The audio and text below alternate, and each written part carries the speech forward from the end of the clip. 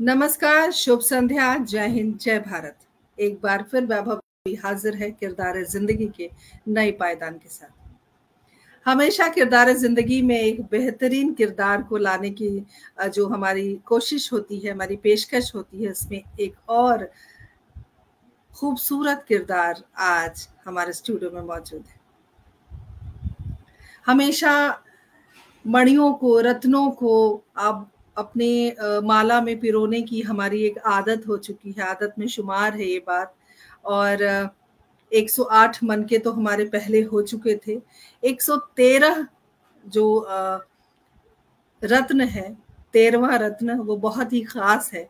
और बहुत खास क्यों है, उसके पीछे भी बहुत जद्दोजहद है, बहुत सारी बातें हैं, क्योंकि उनका अपना एक संघर्ष है, अपनी अलग पहचान परिवार से हट के बनाना अपने आप में एक बड़ी बात होती है और चुनौती भी होती है।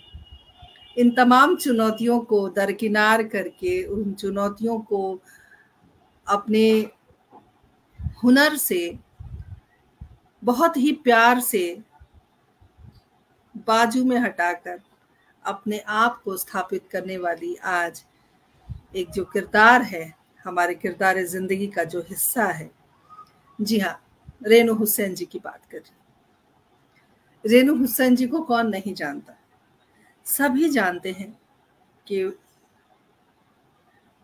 पूर्व केंद्रीय मंत्री शाहनवाज हुसैन जी की पत्नी है। लेकिन सिर्फ वो पत्नी नहीं है, सिर्फ वो बेटी नहीं है, वो आज की किरदार है। और किरदार हमेशा खास होता है। क्यों खास होता है? क्योंकि उसके अंदर वो सारी खूबियां होती हैं जिसकी वजह से वो किरदार जिंदगी में आता है। एक महिला जो एक सशक्त परिवार से आती है, बावजूद उसके अपने आप को स्थापित करना, अपने आप को इस भरी दुनिया में, साहित्य की दुनिया में पैर जमाए रखना बड़ी बात होती है। और इसी बड़ी बात को आज हम सुनने आए हैं, समझने आए हैं, उन तमाम बातों पर गौर करने आए हैं कि कितना मुश्किल है, कितना आसान है, कितना सरल है, या मैं यूं कहूं कि मिसाल है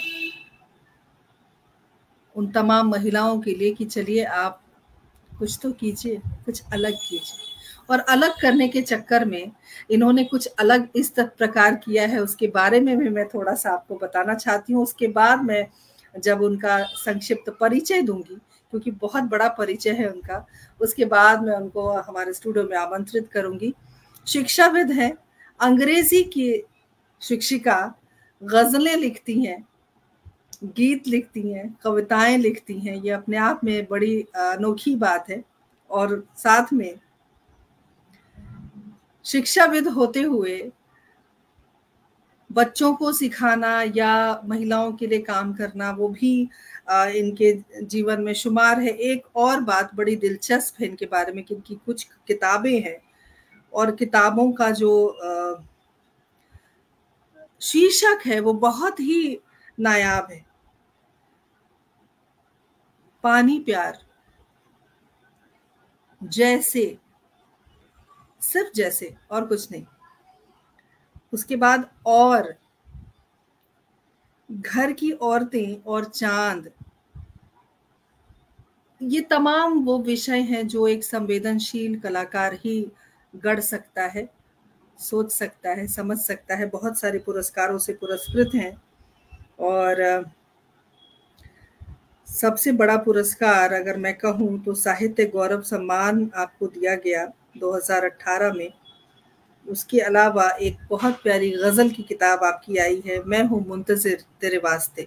और ये मुझे लगता है कि इन्होंने अपने ज़रूर पतिदेव के लिए लिखा होगा। वो तो हम अभी बातचीत उनसे करेंगे तो हमें पता चलेगा कि आखिर ये तमाम बातें हैं क्या और क्या कुछ है।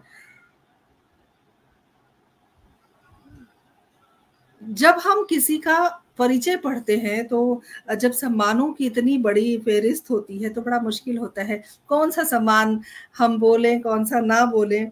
तो मुझे लगता है कि कुछ चीजें हम रेनू जी से ही सुने तो ज्यादा अच्छा लगेगा हमें, क्योंकि उनके जब मैं इतनी खुश हो रही हूँ उनके बारे में बता के, तो वो भी अपने बारे में बताएंगी, तो उनके चेहरे पे जो एक प्यारी सी मुस्कान होगी, उस मुस्कान को आप सब देखेंगे, आपको बहुत अच्छा लगेगा।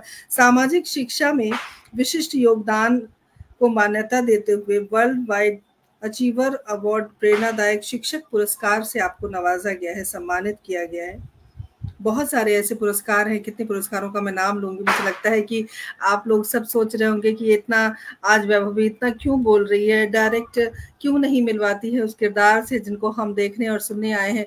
हमारे पटल के मुख्य सलाहकार आदरणीय सुरेंद्र शर्मा सागर जी, बहुत बहुत अभिनंदन, स्वागत। हमारे पटल के संयोजक राजीव अग्रवाल जी, बहुत बहुत अभिनंदन। डॉक्टर पुष्पलता तनेजा जी जुड़ी हुई हैं, बहुत बहुत अभिनंदन।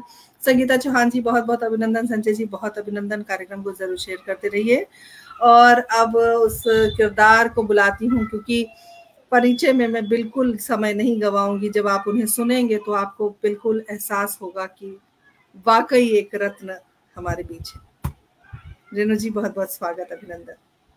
नमस्कार, नमस्कार वैभवी जी, आपने मुझे अपने कार्यक्रम में आमंत्रित किया। नाम ही इतना सुंदर है, किरदार जिंदगी। तो मैंने कहा कि आपका किरदार खुद ही, अभी मैं सारी बातें आपकी सुन रही थी, मुझे बहुत अच्छा लग रहा था। और पिछले प्रोग्राम्स भी कुछ मैंने आपके देखे। आप खुद अपने आप में एक नायाब किरदार हैं, और मुझे यहाँ आमंत्रित करने के लिए और हम आपका शुक्रिया इसलिए भी हम पटल के तमाम पदाधिकारियों की ओर से करते हैं, तो आपने अपना समय दिया अपनी बात रखने के लिए। रेणु जी, जब हम कार्यक्रम को शुरू करते हैं तो हम किरदार से उनके पारिवारिक पृष्ठभूमि की बात करते हैं। तो मैं चाहूंगी कि आप, चूंकि आप एक एयरफोर्स परिवार से हैं, आपके पिताजी एयरफोर्स में रहे हैं, और वो जो एक खुशबू होती है देश प्रेम की, वो तो आपके व्यक्तित्व में दिखाई देता है। एक आकर्षण है, एक जिंदा दिली है आपके जीवन शैली में। वो कई बार हम मिले भी हैं, तो हमने उस चीज को महसूस किया है। तो मैं चाहूंगी कि आप अपने परिवार के बारे में बताएं, फिर हम आगे कार्यक्रम को शुरू करेंगे। जी, स्वागत। बहुत शुक्रिया। तो सभी व्यूअर्स को, सभी जो भी मेरे सामईन देख पा रहे हैं, सबको नमस्कार, शुभ संध्या। और मैं बताऊं कि मैं एक ऐसे परिवार से आती हूं जहां मेरे पिताजी जो थे वो फौजी हमेशा से रहे, और हम लोगों ने उनके फौज का में होने का ये फ़ायदा उठाया, या हमें मिल गया सौभाग्य कि हमने जगह जगह हम लोग घूमते रहे। ट्रांसफरेबल जॉब थी, तो हर जहाँ पोस्टिंग होती थी पिताजी की, तो उनकी बदौलत मैंने बहुत सारे स्थानों का भ्रमण भी कर लिया।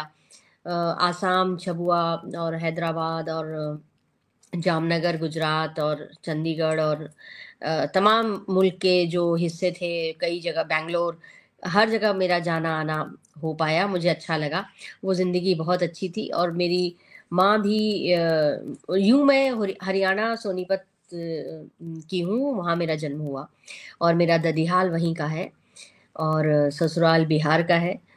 तो हरियाणा से बिहार का पूरा सफ़र मेरा रहा क्योंकि पतिदेव बिहार के, तो बिहार के भी कई जगहों पर घूमना रहा। दरभंगा, समस्तीपुर, सुपौल, सहरसा आदि, मुजफ्फरपुर, सब सब जगह मेरा जाना रहा। तो और मेरी मम्मी जो थी, वो मम्मी हैं, वो मतलब हाउसवाइफ हैं, लेकिन उन्होंने जो ये सारी स्ट्रेंथ जो हमें मिली, वो हमेशा ही माँ की तरफ से मिलती है। पिताजी भी मेरे बहुत स्ट्रॉन्ग थे, उनकी तरफ से सच में हमें बचपन से बहुत ही बोल्डनेस मिली। और सबसे अच्छी बात ये रही कि उन दोनों ने हमें कभी भी कुछ भी जो करने का हमारा मन किया, वो कभी रोका नहीं। यानी जिस चीज़ में हमारा इंटरेस्ट, हॉबी रही, मेरी बहन स्पोर्ट्स में बहुत आगे जाना चाहती थी, तो स्पोर्ट्स गर्ल बनी। और मुझे ये कला और संगीत और जो नाट्य और ये सब जो कल्चरल एक्टिविटीज़ थी, इन सब में बहुत शुरू से बहुत ज़्यादा शौक था लिखने पढ़ने का। तो मैं उसमें, उन्होंने मुझे कभी नहीं रोका, बल्कि मैं बहुत शाई नेचर की रहा करती थी। तो मेरे पिताजी हमेशा मुझे हमेशा आगे बढ़ाते थे कि नहीं, तुम्हें डरना नहीं है। स्टेज फियर ख़त्म किया उन्होंने मेरा, आत्मविश्वास जगाया कि तुम बार बार प्रैक्टिस करो। तो आज जो भी चीज़ मुझे, जब भी मैं कहीं स्टेज पे जाती हूँ, जब भी कुछ बोलती हूँ, लिखती हूँ, तो मुझे हमेशा अपने पिता नज़र आ रहे होते हैं। आज वो नहीं है, लेकिन मैं उनका हमेशा ही कहीं पर भी शत शत नमन करती हूँ उनको, कि उनकी बदौलत मैं आज यहाँ पर हूँ। और सबको बहुत ही प्राउडली, बहुत गर्व से मैं बताती हूँ कि मैं एक फ़ौजी की बेटी हूँ, और किस तरह से हमने वो फ़ौजी का जीवन बड़े डिसिप्लिन में जिया, और अभी तक उन्होंने जो मेरी आदतें बचपन से डाली कि योगा करने की, मेडिटेशन करने की, वो सब साथ-साथ चलता रहा। और यहाँ पर आकर मैं अपने सास-ससुर का भी बहुत धन्यवाद करती हूँ कि उनका आशीर्वाद मुझे इस तरह से मिला कि उन्होंने भी मुझे किसी चीज़ के लिए रोका नहीं, कि उनको अच्छा लगता था कि अगर ये बिल्कुल। कुछ के लिए तो अच्छा है। रेणु और जी, पढ़ाई एक बात और जी, हमारे कार्यक्रम के माध्यम से एक बात और तय हो गई कि आप मुरली मनोहर जोशी जी की बेटी नहीं हैं। क्योंकि नहीं।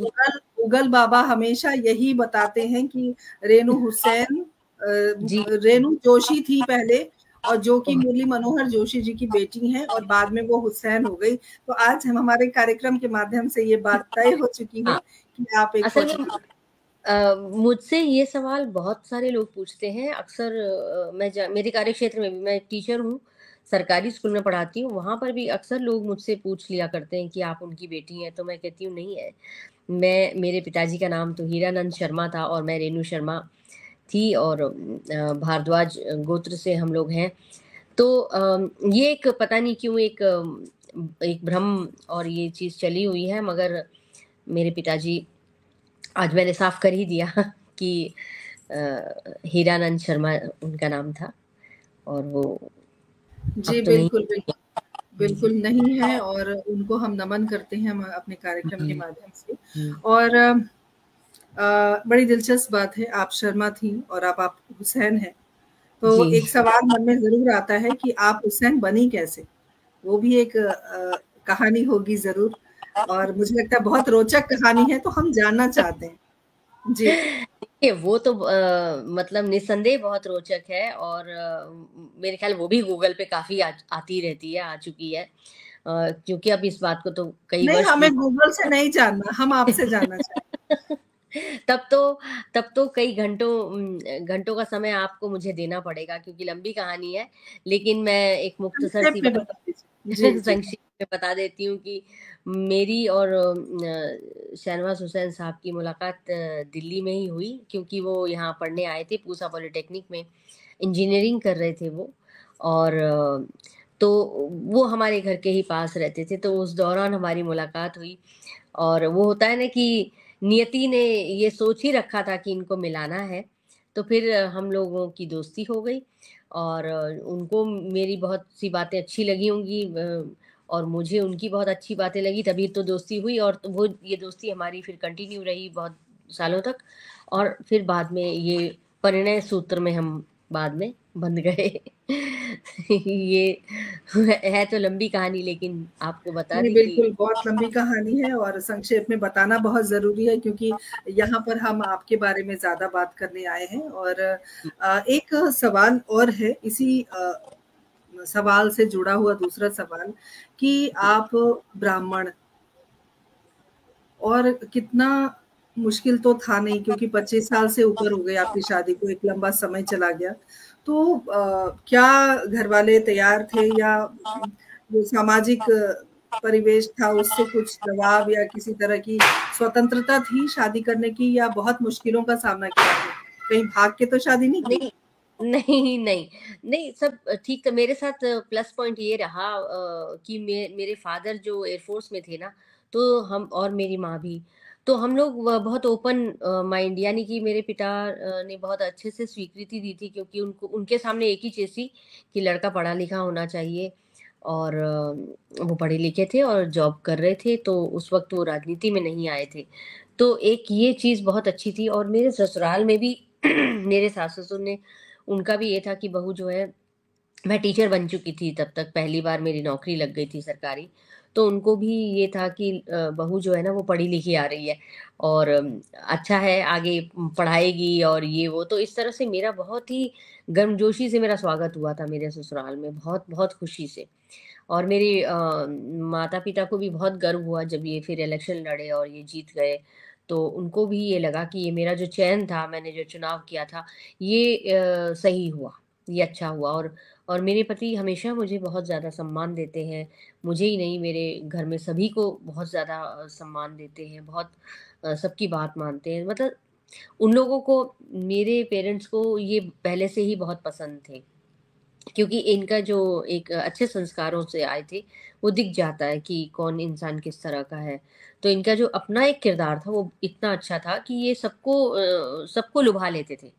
तो ये सब चीज़ें रही मेरे साथ, तो मैं अपने आप को बड़ा सौभाग्यशाली समझती हूँ कि ये मेरा सफ़र अच्छा रहा। बिल्कुल आपका सफर अच्छा रहा और सौभाग्यशाली भी आप हैं। एक बात और जानना चाहते हैं, हम सभी जानना चाहते हैं, सभी उत्सुक है। बरखा शर्मा जी हमारे साथ जुड़ गई हैं, अभिनंदन जी, है आपका। साधना जी आपका अभिनंदन है। उमंग सरीन जी जुड़ गई हैं, उमंग जी बहुत बहुत स्वागत। और आप आज 4-5 आपकी किताबें आ चुकी हैं, जिसमें एक गजल जी, संग्रह भी है, और किताबों का भी जिक्र हम करेंगे, क्योंकि साबिर परवेज जी जुड़ गए हमारे कार्यक्रम में। बहुत बहुत अभिनंदन करती हूँ। गजल तो चलो वो आपने अभी शुरू की, अभी आपने जी, बताया कि आप कवित्री थी, कविताएं लिखती थी, और गजल में आपका पदार्पण अभी हुआ है। तो एक प्रश्न उसके बारे में भी हम जरूर करेंगे, लेकिन एक माहौल होता है कि आप पॉलिटिकल बैकग्राउंड से अभी आ रही हैं, जी, और एक लोगों के मन में एक भ्रांति ये भी होती है कि ये तो, इसके पास तो सब कुछ है, इसके लिए सब कुछ आसान है, कुछ मुश्किल नहीं है।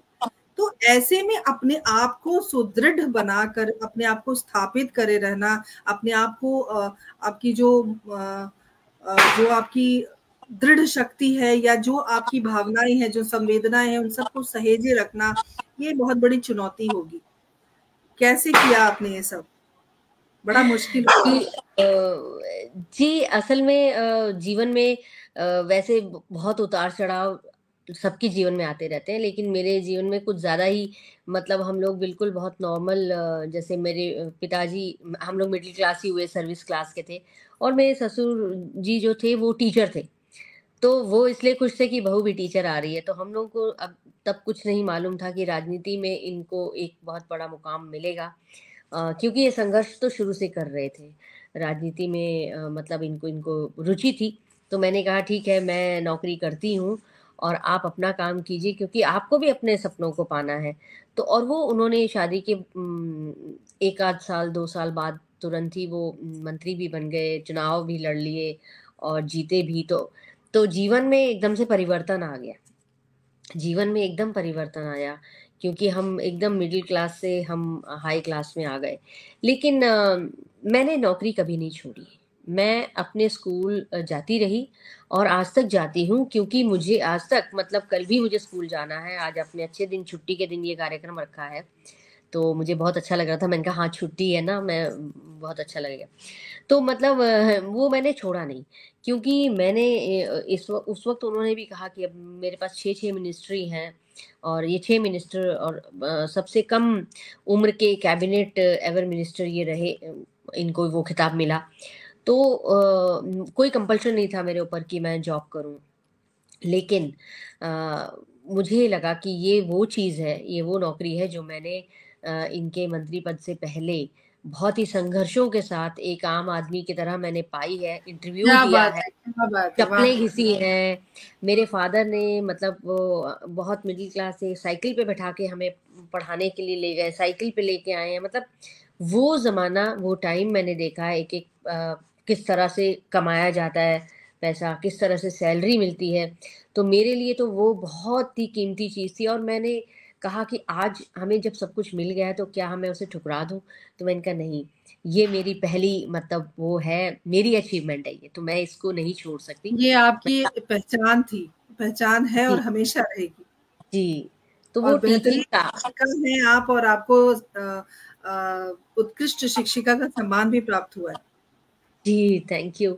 हाँ, तो मतलब वो पढ़ाना मेरा एक पैशन था। मैंने कहा देखिए, यही वो चीज़ है जिसने हमारे पास हमारी रोज़ी थी, हमारी इनकम थी, तो उसको मैं कभी भी नहीं ठुकरा सकती। ये मेरी मेरी लक्ष्मी है, मेरी मेहनत है। तो इन्होंने भी इस चीज़ का सम्मान किया कि आपकी जैसी इच्छा है आप वैसा कीजिए। अगर आप जाना चाहती हैं तो आप रोज़ जाइए स्कूल। तो मैं आज तक तो ये स्कूल का ये चलता है। बीच में बहुत उतार चढ़ाव आए, कभी इलेक्शन हार भी गए, कभी जीत गए, फिर कभी हार गए। तो हम कभी एकदम से छोटे मकान से बहुत बड़े मकान में, और बहुत बड़े मकान से फिर छोटे मकान में, या मिडिल वाले मकान में हम आ गए।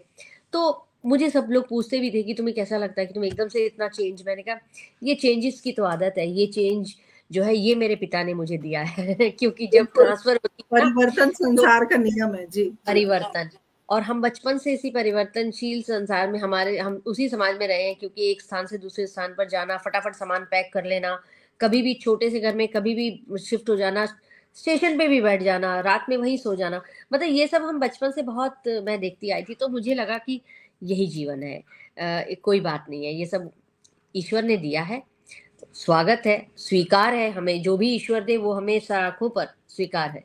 तो बहुत दिया क्या है बात, ईश्वर ने, जितना शुक्रिया बहुत अदा दिया, करें, जितना बहुत सुंदर धन्यवाद करें वो कम। तो बिल्कुल, इसलिए वो बहुत सुंदर बात आपने कही। बिल्कुल दिल से बातें जब निकलती हैं तो दिल तक ही पहुंचती हैं। निधि भार्गव मान भी हमारे साथ जुड़ी हैं, अभिनंदन है आपका।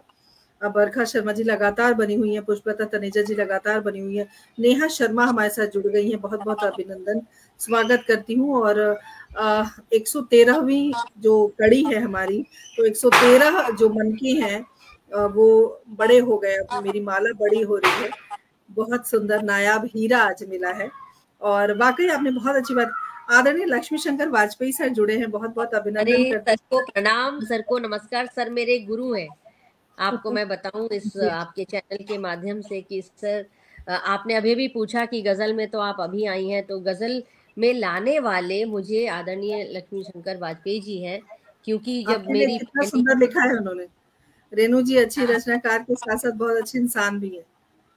धन्यवाद। और सर आज से नहीं, ये बहुत पहले से कह रहे हैं, मेरी हर किताब के विमोचन में सर उपस्थित रहे हैं, पानी प्यार से लेके मैं हूँ मुंतजिर तेरे वास्ते तक, हर चीज के वो साक्षी हैं।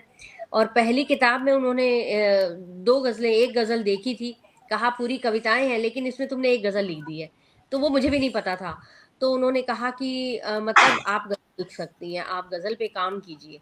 तो बहुत सालों तक सच में मुझे लगा मैं नहीं लिख पाऊंगी गजल कभी भी, लेकिन कुछ वर्षों बाद मुझे लगा हाँ, इस पे कोशिश करनी चाहिए। उन्होंने फिर वो बार बार हमेशा मिलते थे, यही कहते थे कि आप गजल लिखिए, आप गजल लिखिए। तो फिर उन्होंने आखिर सिखा के ही छोड़ा और मैं सीखी। क्या बात है, क्या सर बात का है सर, बहुत बहुत कोटि आपका कोटि आभार कि नमन आपने। सर को हमेशा मैं करती हूँ कि सर की बिल्कुल, वजह से ये सब है, क्या सर बात है, ने क्या इसमें बात है जो सर, विशेष आभार आपका। बहुत बढ़िया। रेणु जी, एक बात और है कि हम हिंदू परिवार से अगर किसी मुस्लिम परिवार में चले जाते हैं तो बहुत कुछ बदलता है, कल्चर बदल जाता है, हर चीज, तीज त्योहार बदल जाते हैं। तो बैलेंस कैसे बनाया इतने सालों? देखिए ये सिर्फ हिंदू और मुस्लिम परिवार की बात ही नहीं है। लड़की जब भी ससुराल जाती है तो एक परिवार से दूसरे परिवार में जाती है, किसी भी आप हर तरफ देख लीजिए, तो वो तो छोटे छोटे उसमें भी चेंजेस आते ही हैं। एक परिवार से आप दूसरे परिवार में जाएंगे कि तो उनका खान पान अलग होगा, उनका रहने सहने का कुछ ना कुछ तौर तरीका थोड़ा बहुत तो अलग मिलता ही है। लड़की को वो अपनाना पड़ता है, भले वो किसी भी भाषा में, किसी धर्म में, किसी जाति में, किसी क्षेत्र में वो बदल जाए। यूपी से बिहार शादी हो जाती है तब बदल जाता है, बिहार से यूपी शादी हो जाती है, हरियाणा से राजस्थान चले जाते तो बदल जाता है। अब बहुत हर 30 किलोमीटर पे तो सब कुछ बदल ही रहा है। एक एक नई नई संस्कृति, हमारा देश तो विभिन्नताओं का देश है, उसमें भी एकता का, उसमें भी हमारी जो ताकत है ना वो है विभिन्नता में एकता। तो हम तो इस तरह के हैं। और भारतीय लड़की, भारतीय मिट्टी से जो बनी हुई लड़की है ना, वो कहीं पर भी घुल मिल जाती है, एडजस्ट हो जाती है। देश क्या, ये तो मैं अपने देश में हूँ, हमारे देश की संस्कृति तो हमारे साथ ही है ना। मेरी सास हमेशा बोलती थी कि शाम को जो है ना दिया जला दो क्योंकि लक्ष्मी आती है। तो मैंने कहा आप कैसे कह रही हैं ये मुझे हैरानी होती थी। कहती है तुम क्यों, लक्ष्मी नहीं आती क्या? मैंने कहा नहीं आती है। तो कहने लगी कि एक तो तुम मेरे घर की लक्ष्मी हो, मुझे लक्ष्मी बोलती थी। मुझे ये हैरानी होती थी कि देखिए मुझे लक्ष्मी कह रही है वो। तो कहती थी कि तुम मेरे घर की लक्ष्मी हो, शाम को दिया जलाओ तो लक्ष्मी आएगी। मतलब ये एक आप समझ रही है कि एक मुस्लिम सास अपनी बहू से कह रही है, कितनी बड़ी बात है। तो मेरे सास ससुर भी बहुत, वो गांव में जरूर रहते थे लेकिन उनके जो विचार थे वो इतने मतलब हृष्ट पुष्ट, मैं कहती हूँ हेल्दी विचार थे, उनके थॉट उनके इतने अच्छे थे कि वो उन्होंने कभी भी किसी चीज के लिए मुझे मना नहीं किया, और बहुत ही प्यार से सौहार्द से अपनाया। वो कहती थी तुम पंजाबी हो, पंजाबी लड़की हमारे घर में आई है ना, तो तुम पंजाबी खाने बनाओ। तो मैं पंजाबी खाना बनाती थी और उन्हें बेहद पसंद आता था सबको। अभी तक मेरे घर में सबको पसंद है कि भाभी बनाएंगी। और वहाँ के जो जो पकवान थे वो मैंने इधर सीखे कि अब मुझे तो बिहार के भी अच्छे लगते हैं बहुत। तो ये तो पूरा संगम होता है, ये मेल होता है। जहाँ मोहब्बत है ना, वहाँ पे आप सहर्ष स्वीकार करते हो सब कुछ, सब कुछ।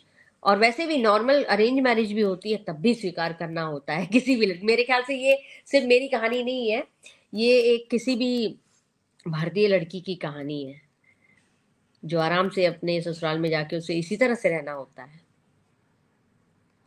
बिल्कुल ऐसा लग रहा था कि वाकई आप एक बहुत बड़े नेता की पत्नी हैं जो अब इस तरह से हमें समझा रही हैं, तो मुझे बड़ा आनंद आ रहा है सुनकर। और वाकई ये बात बहुत सही कही आपने कि परिवार में अपने आप को ढालना भारतीय सभ्यता संस्कृति की अपनी एक पकड़ रही है। और हम सारी बेटियां हैं जो अपने ससुराल में अपने आप को संभालते हैं और परिवार को जो है मुझे लगता है पोषण करते हैं।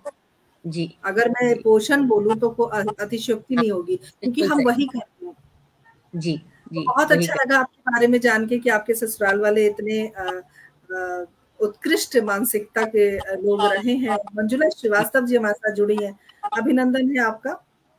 और पुष्पलता जी लगातार हमारे साथ बनी हुई हैं। अब बारी आई, चलिए कुछ गजलें या कुछ कविताएं सुनते हैं, उसके बाद आपकी जो किताबें आई हैं जैसे प्यार पानी, तो ये जो शीर्षक आपने चुना वो क्यों चुना इस पर हम बात करेंगे, लेकिन कुछ गजलें हो जाएं। अच्छा, तो सबसे पहले मैं आपके सामने एक गजल रखती हूँ, तरन्नुम से रखती हूँ। उसके दो अशार आपके सामने, एक मतलब और एक दो शेर आपके सामने रखती हूँ। तुझको तेरी याद दिला दूं, तुझको तेरी याद दिला दूं, ऐसा सोचा करती हूँ। माजी से तुझको मिलवा दूं, माजी से तुझको मिलवा दूं, ऐसा सोचा करती हूँ। तुझको तेरी याद दिला दूं। एक शेर इसका और सुन लीजिए।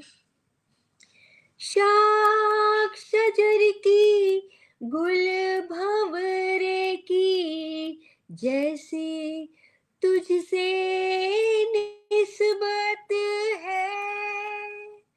शाख शजर की गुल भंवरे की, जैसी तुझसे निस्बत है।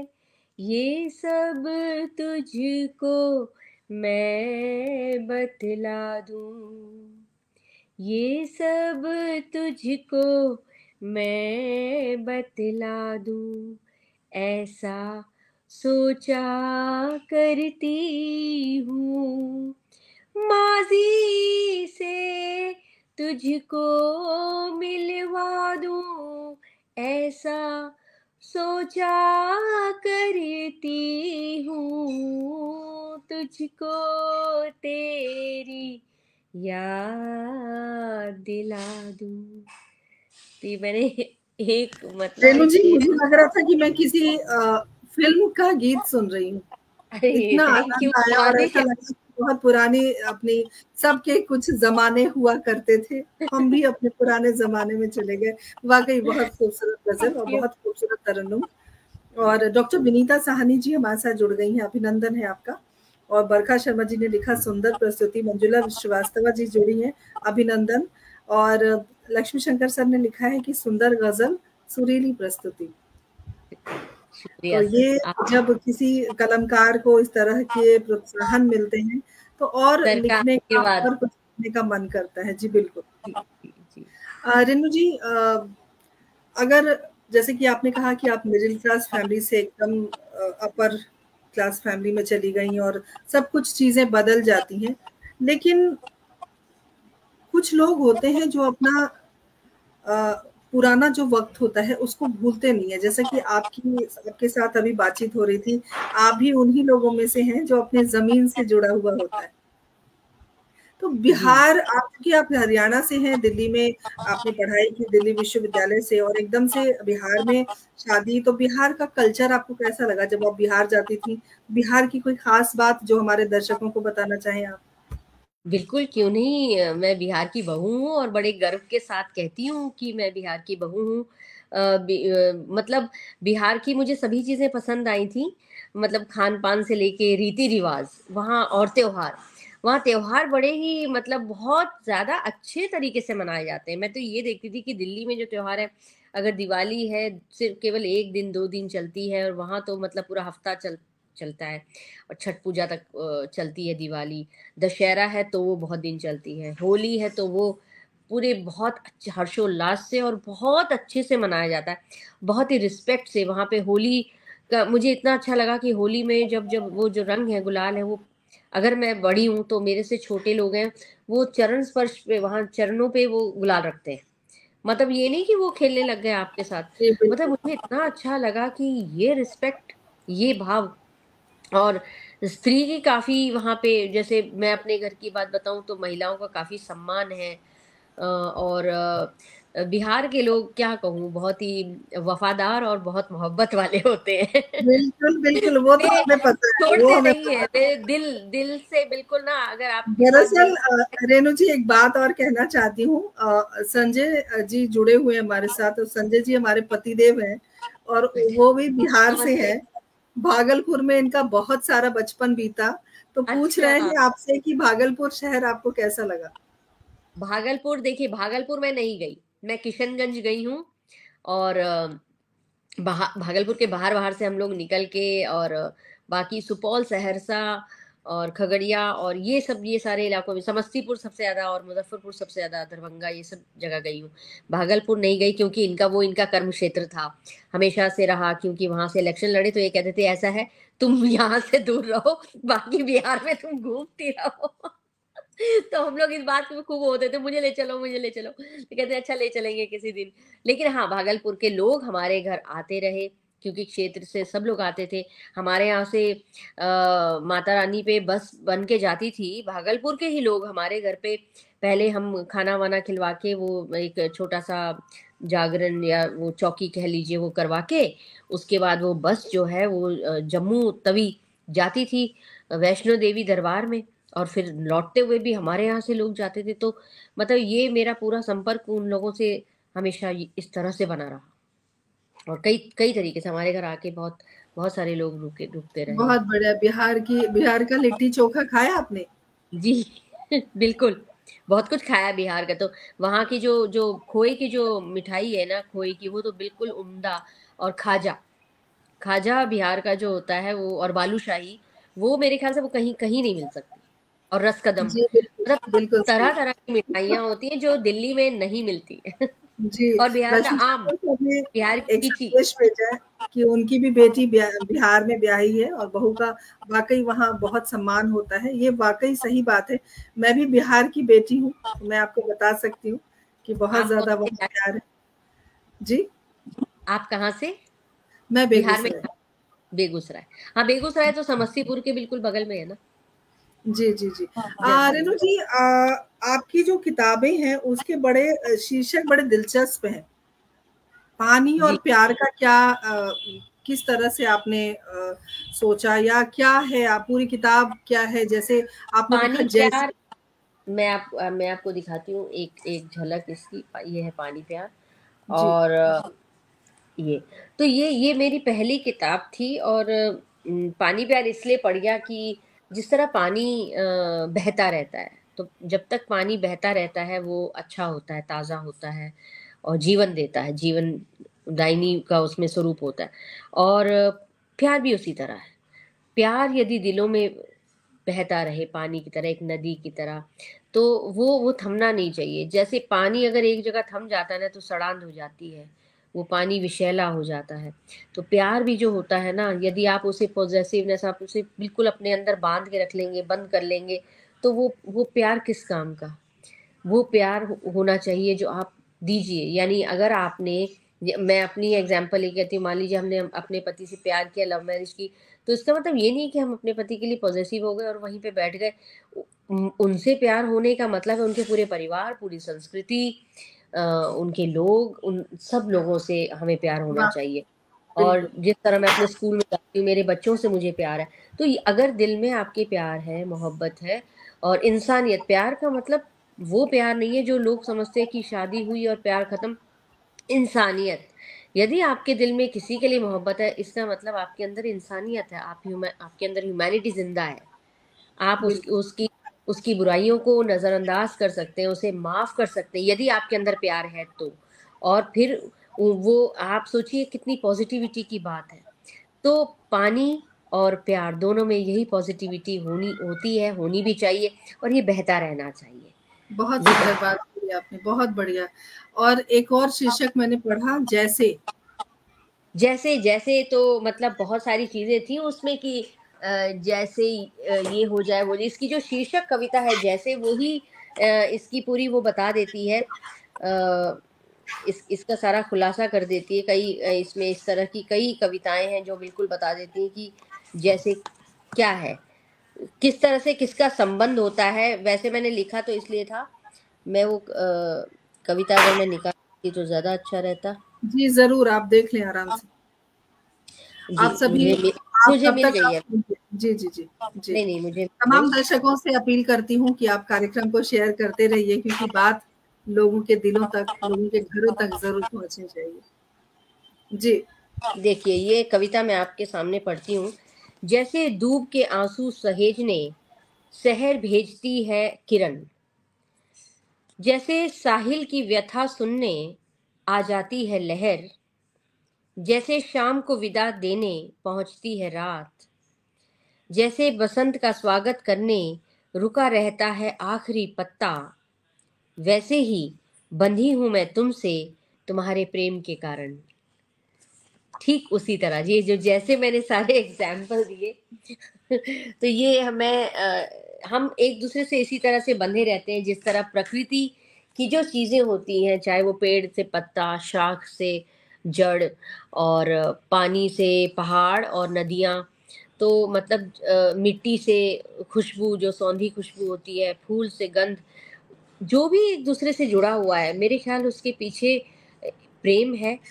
और जो उनकी उनके अंदर जो एक एक निस्बत है, एक जो संबंध है, वो ये उस चीज को ये दिखाता है जैसे ये क्या है। बहुत अच्छी बात, बहुत सुंदर तरीके से आपने विश्लेषण किया। अगर हम ये जानना चाहें कि रेणु जी, आपने लेखनी कब से शुरू की? पहली कविता वो कौन-सी थी आपकी और कब लिखी आपने? पहली कविता देखिए, वो तो लेखनी तो 9th क्लास में शुरू हो गई थी। जब मैं कक्षा 9वीं में पढ़ती थी, तो बस तुकबंदी की तरह कुछ कुछ छोटी मोटी चीजें इधर उधर लिखती रहती थी। तुकबंदी कर ली 4 पंक्तियों की, और सोच लेती थी कि हाँ, कुछ लिखा जा रहा है, कुछ हो रहा है। इसी तरह कहानी भी मैं छोटी छोटी कहानी कहीं लिख दी, कोई निबंध लिख दिया, कुछ भी लिख दिया, मतलब मुझे लगता था बस लिखना जरूरी है। आपकी एक तो कहानी की भी पुस्तक आ चुकी है। जी, जी। कहानी की पुस्तक भी आ चुकी है। तो ये सब चलता रहता था, और फिर बाद में जब कुछ कविताएं, जब लगा कि हाँ कुछ है, तो मैंने अपनी टीचर्स को दिखाया, तो उन लोगों ने बड़ा प्रोत्साहन दिया कि तुम इसे लिखती रहो। और फिर स्कूल में ही हमें समय मिला कि हमें ऐसा मौका मिला कि स्टेज पे जाके अपनी कविता प्रतियोगिता में भाग लें, ऐसे कंपटीशन में भाग लें, तो उन सब में भाग भी लेते रहे। तो धीरे धीरे धीरे ये चीज़ जो है ना, वो मतलब अपनी एक आदत बन गई, वो पनपती रही। फिर कॉलेज में आए तो कॉलेज में भी कोई मौका नहीं गंवाया कि ठीक है, गलत हो सही हो सुना दो, और सीखेंगे तो। और अपने से बहुत सारे फिर उस तरह के, जिस तरह की राह पे हम चल रहे होते हैं ना, उस तरह के लोग भी मिल जाते हैं। जैसे मैंने कहा ना, आगे चल के मुझे लक्ष्मी शंकर जी मिल गए, और इस तरह मुकेश मानस मेरे भाई थे, अब वो नहीं है इस दुनिया में, लेकिन वो भी मेरे मेंटोर थे और शुरू से वो मेरी कविताएं देखते थे, कहानियां देखते थे। तो इस तरह से और बहुत सारे लोग मिलते रहे। फिर तो मतलब ये सफर शुरू हो गया, लिखने का एक एक बात शुरू हो गई। जी बिल्कुल। रेणु जी, एक बात और आती है मन में कि कई बार हमने सिनेमा जगत की अगर मैं बात करूं या किसी पॉलिटिकल फैमिली की बात करूं, किसी राजनीतिक परिवार में जब या पत्नी किसी ओहदे पर होती है या पति किसी ओहदे पर होते हैं, परिवार को समय नहीं दे पाते क्योंकि समय का अभाव होता है। समय जनता के लिए है, लोगों के लिए है। तो एक मिडिल क्लास से आप उठकर आई और आप अभी भी अपने आप को वही समझती हैं कि आप एक मध्यम वर्गीय परिवार की महिला हैं। तो जो मन के भाव हुआ करते थे, तुम्हारे पास तो मेरे लिए समय ही नहीं है। ये क्या आपके मन में भी ये चीजें आई? और मुझे लगता है कि शायद आपकी लेखनी ज्यादा चमक गई क्योंकि आपके पतिदेव कहीं और व्यस्त थे, आपने अपने आप को कहीं और व्यस्त करके एक दिशा दी अपने जीवन को। क्या मैं गलत हूँ या सही हूँ? नहीं नहीं, बिल्कुल सही कह रही हैं आप। लेकिन मुझे उनसे ऐसी कोई शिकायत नहीं है। क्यों? इसलिए नहीं है क्योंकि वो इस तरह के व्यक्ति हैं कि अगर वो जितने भी समय मेरे साथ होते थे, मान लीजिए अगर 24 घंटों में से उन्होंने मुझे 1 घंटा भी दिया, तो वो 1 घंटा बहुत क्वालिटेटिव होता था, क्वालिटी वाला। यानी क्वांटिटी आप दीजिए ज़्यादा और क्वांटिटी दीजिए, साथ में रहिए और लड़ते झगड़ते रहिए, तो कोई फायदा नहीं है।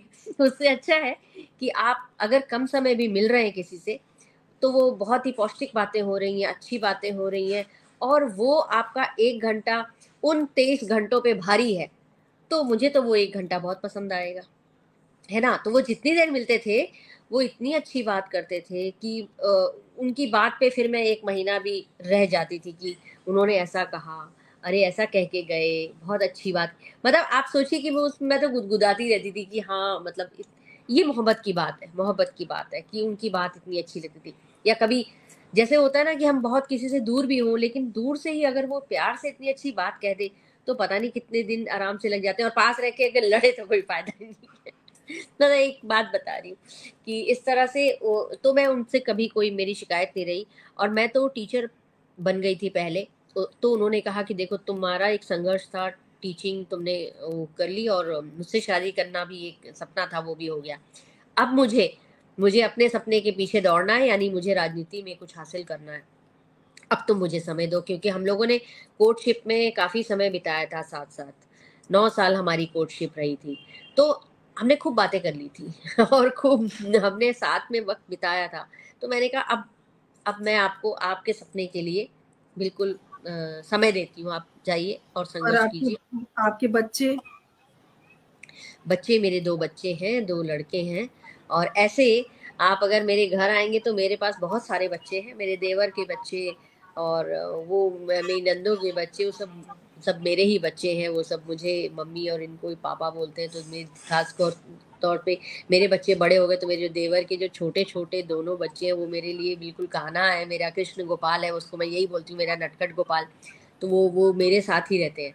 और वो बेड टाइम स्टोरीज में पूरी रामायण और महाभारत सुन के सोते हैं मुझसे, कृष्ण लीला उन्हें पूरी पता है। तो ये सब चीज़ें मेरे साथ वो शेयर करते हैं, तो मुझे लगता संस्कार। है पूरे, हाँ, तो ये मुझे बहुत अच्छा लगता है कि मतलब मैं, यही मैंने कहा ना, जब मेरे हस्बैंड बाहर भी होते तो मेरे साथ पूरा परिवार होता था, मेरे सास ससुर होते थे और देवर, बच्चे, ननद, बच्चे, मतलब सब सब भरा पूरा एक जॉइंट फैमिली थी हमारी, हमेशा ही जॉइंट फैमिली रही।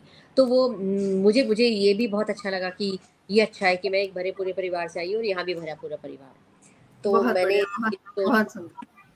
जी, जी, तो सबने मेरा बहुत साथ दिया। डॉक्टर पिलकेंद्र अरोड़ा जी हमारे साथ जुड़े हुए हैं उज्जैन से। बहुत जी, बहुत नमस्कार नमस्कार। नमस्कार, हमारे तिलकेंद्र भाई। साथ कविता सक्सेना जी जुड़ी हुई हैं, बहुत बहुत अभिनंदन। देवेंद्र सिंह जी हमारे साथ जुड़े हुए हैं, बहुत अभिनंदन है, स्वागत है। आप सभी से एक ही गुजारिश है, कार्यक्रम को ज्यादा से ज्यादा शेयर कीजिए।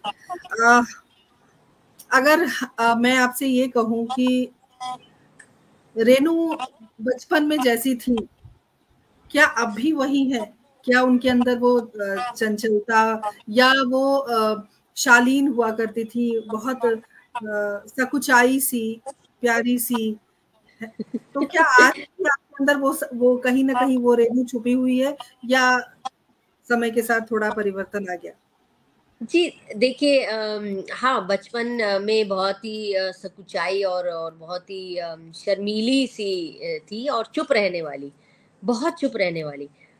और मुझे लगता है कि इस चीज़ ने भी मुझे लिखने के लिए प्रेरित किया होगा कि जो ज़्यादा बोलता नहीं, मुझे लगता है वो लिख देता है, या वो कहीं न कहीं तो उसे अपने भाव उतारने होते हैं, तो शायद मैंने वहाँ से शुरू किया हो, कुछ भी हो सकता है। लेकिन लेकिन हाँ, ये मुझे पता है कि मैं चुप रहती थी, बहुत चुप रहती थी। और अब तो बिल्कुल ही उल्टा है, अब तो मैं बहुत बोलती हूँ। अब तो मंच पे बोलती हूँ। मेरे पिताजी कहते थे कि मतलब मुझे लगता था मैं कभी भी नहीं बोल पाऊँगी मंच पे, या कभी मैं मतलब इस तरह से अपनी बात कभी भी नहीं रख पाऊँगी, लेकिन अब बिल्कुल ही जी। उल्टा है। अब मैं सब इस तरह की चीज़ें करती हूँ, मगर उसके पीछे मानती हूँ कि मेरे पिताजी ने सचमुच मुझे इस काबिल बना दिया कि हाँ, तुम बोलो, तुम बोलो, वो हमेशा यही बोलते थे, "तुम बोला करो, तुम बोलती क्यों नहीं हो?" आपके तो पिताजी जहाँ भी हैं, बहुत खुश हैं आपको देखकर। हाँ, और माँ अभी अगर ये जब कार्यक्रम देखेंगी तो वो खुश होंगी कि मैं अपने पिताजी को इस तरह से याद कर रही हूँ और माँ को याद करती रहती हूँ, तो उनको अच्छा लगे।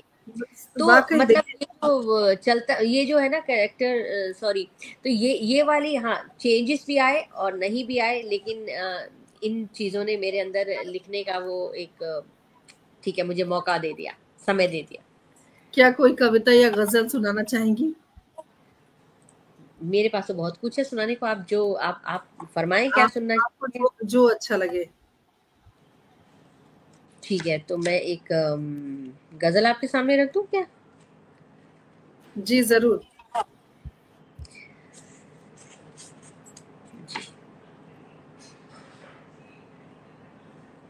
मैं एक फिर मोहब्बत की बात करती हूँ कि शायरी क्या है, तो थोड़ा-सा आपके सामने रखती हूँ कि तेरी नज़र ने मेरी नज़र से जो कह दिया है, वो शायरी है। तेरी नज़र ने मेरी नज़र से जो कह दिया है, वो शायरी है। कहा नहीं कुछ मगर दिलों ने जो भी सुना है, वो शायरी है। कहा नहीं कुछ मगर दिलों ने जो भी सुना है, वो शायरी है इश्क मेरा तेरा ही नगमा, मेरी तहरीर है नाम तेरा। तू ही कलम है, तू ही सियाही, और जो लिखा है वो शायरी है। तू ही कलम है, तू ही सियाही, और जो लिखा है वो शायरी है। और मेरा सफीना है तेरे हाथों, हो चाहे तूफान या हो किनारा। मेरा सफीना है तेरे हाथों, हो चाहे तूफान हो या किनारा। तेरी मोहब्बत में डूबकर जो कुछ मिला है, वो शायरी है। तेरी मोहब्बत में डूब कर के जो कुछ मिला है, वो शायरी है। वाह, ये वाह, मैं वाह! कुछ अशार आपके सामने रखे। बहुत सुंदर, बहुत सुंदर। मज़ा आ गया, आनंद, आनंद। बहुत बिल्केंद्र सर ने लिखा है, वाह! क्या बात है, अद्भुत। शुक्रिया। बहुत सारे संदेश आ रहे हैं, बहुत बढ़िया, वाह! बहुत-बहुत बधाई। इस तरह के जब संदेश आते हैं तो बहुत आनंद आता है। जी, रेणु जी, इस मंच के माध्यम से क्या कोई मन की बात आप कहना चाहती हैं? मन में अगर कुछ है या कोई ऐसी बात जो बहुत सालों पहले कोई ऐसी बात हुई हो, जो आपको अभी याद आ रही हो, कुछ ऐसा अगर है तो हम सुनना चाहेंगे। मैं तो देखिए, कवि और लेखक तो वो होता है जो उसके मन में होता है, वो चुपचाप लिख देता है और फिर वो लोगों तक पहुँच ही जाता है, तो वो तो लिखा जाता है। और मन की बात क्या कहूँ, जो कुछ भी मिला है, ईश्वर ने जो मुझे दिया है, उसके लिए मैं कितनी बार भी उनका धन्यवाद करूँ वो कम है। और आगे इसी तरह के मौके मिलते रहें, अच्छे लोग मिलते रहें।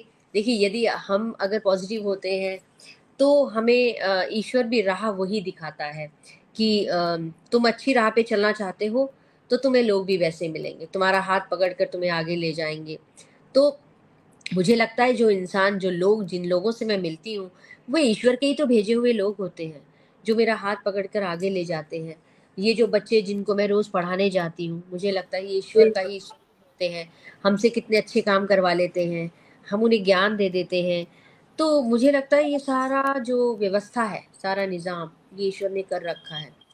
केवल हमें हमें अपना यहाँ वो खोलना होता है, दिल खोलना होता है। जिस तरह कंप्यूटर सेट होता है, वेवलेंथ होती है, हम कंप्यूटर में क्या देखना चाहते हैं वो हमें ज़रूर बटन दबाना पड़ता है।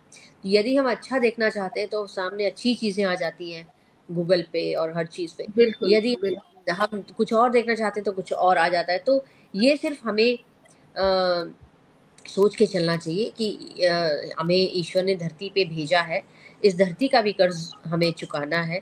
हर चीज़ का हमें जो है ना चुका के जाना चाहिए। कुछ भी मैं तो यही चाहती हूँ, मैं मुक्त होके जाना चाहती हूँ। जब भी इस धरती ने क्या जब बात। मुझे भेजा है तो मैं भी कुछ दे के जाऊँ, कुछ जी अच्छा। बिल्कुल, बहुत सुंदर, कुछ बहुत बहुत प्यारी बातें आपने कही। और डॉक्टर रूपल श्रीवास्तव हमारे साथ जुड़ गई हैं, बहुत बहुत अभिनंदन करती हूँ, स्वागत है आप सभी का।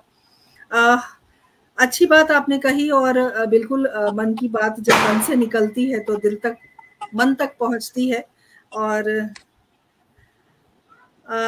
एक सवाल के रूप में एक संदेश आया है, डॉक्टर पिलकेंद्र अरोड़ा जी ने लिखा है कि कोई ऐसी जी, घटना है कभी ऐसी, जो कभी आप भूलना भी चाहें तब भी वो चीज याद आ जाती है। ऐसी तो देखिए, अगर एक स्त्री से पूछेंगे ना तो ऐसी तो बहुत सारी घटनाएं मिल जाएंगी। अ, शादी होना एक ऐसी सुखद घटना होती है जो इनसे मेरी शादी उसे बिल्कुल और और बच्चों का जन्म होना, बच्चों को जन्म देना एक इतना बड़ा एक एक वो होता है, एक स्त्री के तन में से नया जीवन आना। वो दिन कभी भी कोई भी स्त्री मेरे ख्याल नहीं भूल सकती कि नहीं उस भूल दिन सकती, मैंने बिल्कुल। जन्म दिया था। क्योंकि उसके पीछे की पूरी पीड़ा, उसके पीछे का पूरा जो सफर, जो जितनी ही होती है वो सब आपने उसे मालूम आपने वो बात छेड़ दी आज, जो मैं आज बताना चाहती हूँ। आज के ही दिन 15 साल पहले, यानी कि अगर तिथि, हिंदी तिथि की बात करूं, तो मेरा बेटा श्राद्ध की अमावस्या के दिन पैदा हुआ। और अच्छा, आज 8 बजे मैं हॉस्पिटल में थी, 15 साल पहले। देखिए देखिए, बहुत बहुत मुबारक। और आप माँ बनी थी आज के दिन, कितना अच्छा दिन है। बिल्कुल देखिए, आपको बिल्कुल। बहुत मुबारक, बधाई। आप आपने बेटी बात को कही तो मुझे याद आ गई वो बात। और एक बात और है कि ये बहुत, मुझे लगता है बहुत संजीदा बात है कि जब आप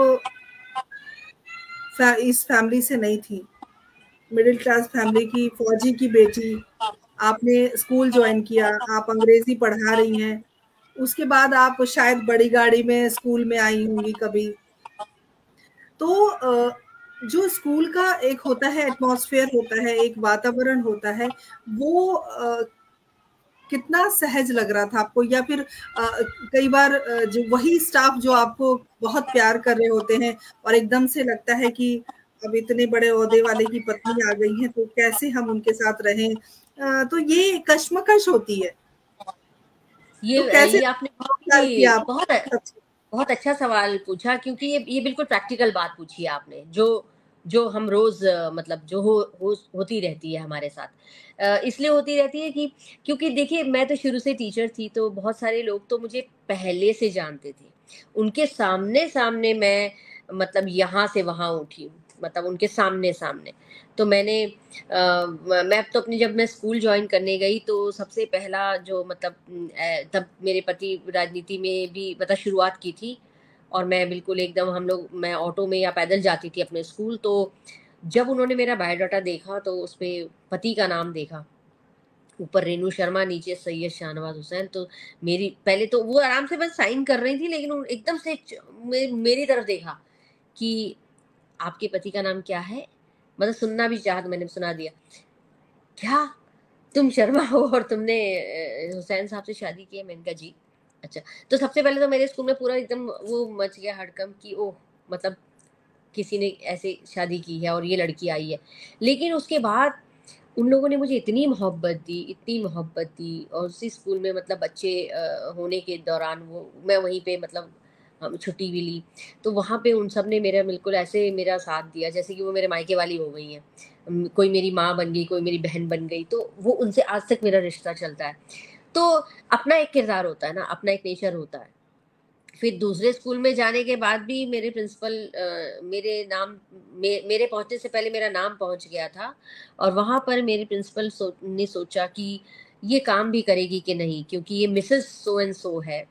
तो आकर के फिर मैंने उनको, वो बड़े वो हो गए थे कि ये हमारे स्कूल में आ गई, अब पता नहीं क्या होगा, वो सब्जेक्ट कोई पढ़ाएगा कि नहीं।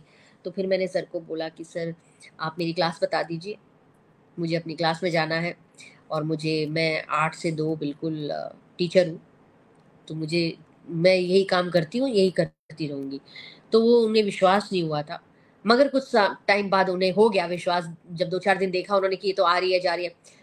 और कभी-कभी स्कूल में इंस्पेक्शन होती थी, तो किसी को पता नहीं चलता था कि मैं पढ़ा रही होती थी, मगर वो इंस्पेक्शन के बाद लास्ट में ऑफिसर्स पूछते थे कि आपके स्कूल में उनकी वाइफ है? तो हमारे प्रिंसिपल बोलते थे हैं, तो कहाँ है? कहते हैं आप मिल भी आए, आप देख भी आए उन्हें पढ़ाते हुए। और कहते हैं अच्छा, हमें पता नहीं चला। कहते हैं वो ऐसी पढ़ाती रहती है। उसमें बोलना क्या है, जब टीचर हैं तो हैं। तो मतलब अब ये हो गया है स्कूल में। जो नया आता है ना उसको थोड़ा-सा होता है, लेकिन अब इतने सालों से लोग मुझे देख रहे हैं तो उनको मालूम है।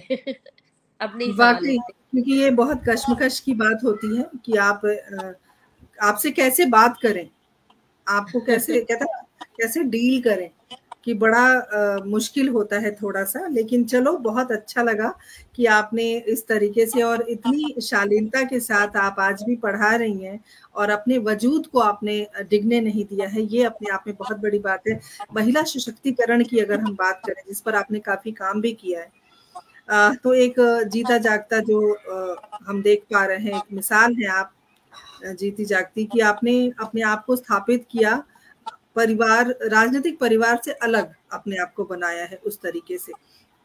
ये भी बहुत अच्छी बात है। अनुपमा पांडे भारतीय हमारे साथ जुड़ गई हैं, अभिनंदन है। उमंग सरिन जी नमस लगातार बनी हुई हैं। सोनम अक्स जी जुड़ गई हैं। बहुत-बहुत स्वागत, अभिनंदन नमस्ते करती हूँ। सभी का सोनिया जी को। बहुत-बहुत अभिनंदन। जी। रेणु जी, अगर इस मंच के माध्यम से आप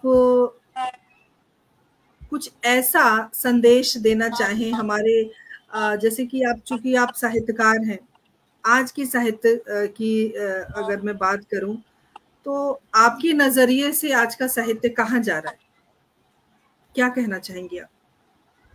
देखिए, आज की नज़र से आज के समय की क्या बात करें, हर समय में हर वक़्त जो है ना, द द्वार खुले होते हैं। अब उनका प्रयोग, जो अवसर होते हैं उनका प्रयोग कोई किस तरह से करता है, कोई किस तरह से करता है। और चमकने की जो है ना, कुछ लोगों को ज़्यादा होता ही है। मतलब ये भी मानवीय प्रवृत्ति है कि जो ज़रा-सा भी लिखते हैं तो सोचते हैं कि पहले हमारा नाम हो जाए, लिखने से पहले नाम हो जाए। अ, परिवर्तन ये आया है कि पहले लोग जो है ना बहुत पढ़ा करते थे। बहुत पढ़ने के बाद कुछ लिखा करते थे, यानी पहले ज्ञान हासिल करते थे, फिर लिखते थे। अभी क्या है, सोशल मीडिया ने ये कर दिया है कि आप तुरंत ही एक बहुत ही फ़ेमस बन जाते हो। थोड़ा-सा आप लिखते हो, उसे आप मीडिया पे डाल देते हो। वो किसी अच्छा गुरु किसी को बनाना नहीं होता आजकल, वो उसमें भी अपने आप को नीचा समझते हैं। ये सब आजकल की जो नई जनरेशन है उनकी बातें हैं। मैं तो ये कहना चाहती हूँ कि पहले पढ़िए, बहुत पढ़िए, और पढ़ने के बाद आप लिखते हैं, प्रभावित होते हैं बड़े-बड़े लेखकों से, जिन्होंने जिन्होंने हमारा जो हिंदी साहित्य है ना, हिंदी साहित्य क्यों, अंग्रेज़ी साहित्य भी, कोई भी साहित्य इतना अपार है, इतना भंडार है कि यदि हम कुछ दिन उसके गोते लगा लें, थोड़ा-सा कुछ पढ़ लें, कुछ ग्रहण कर लें, तो शायद वो हम मोती ढूँढ के ला सकते हैं। जैसे समुंदर में जाते हैं ना, तो मोती तभी मिलता है ना, कुछ कुछ डुबकी लगानी पड़ती है। तो कम से कम कुछ पढ़ लें। ऊपर-ऊपर आजकल क्या करते हैं, लहरों से खेलते हैं, उसकी चमक जो होती है ना, वो इल्यूज़न जिसे कहते हैं, बस उसमें ही लोग जी लेना चाहते हैं, उसी में भ्रम पाल के और लिख के यूँ ही बन जाना चाहते हैं कुछ।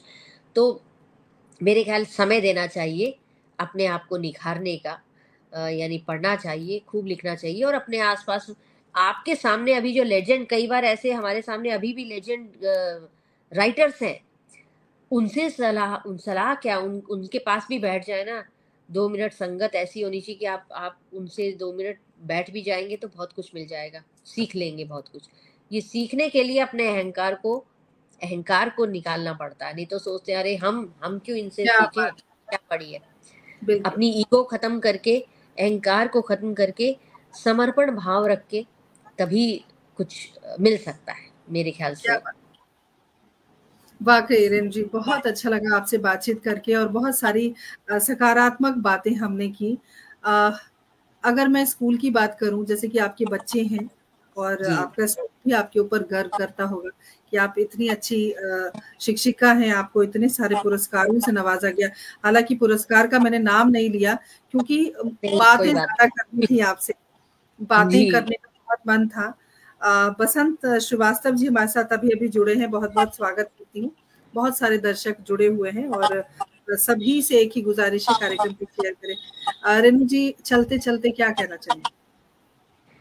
चलते चलते बस मैं आपको आपके सामने शेर रख देती हूँ, जो आजकल की लड़कियों और अभी आपने नारी सशक्तिकरण की बात की है, वुमेन एम्पावरमेंट, तो उनके लिए मैंने लड़कियों के लिए एक शेर लिखा है कि डरना नहीं है, जो मैंने भी अपने अंदर से उस डर को निकाला है।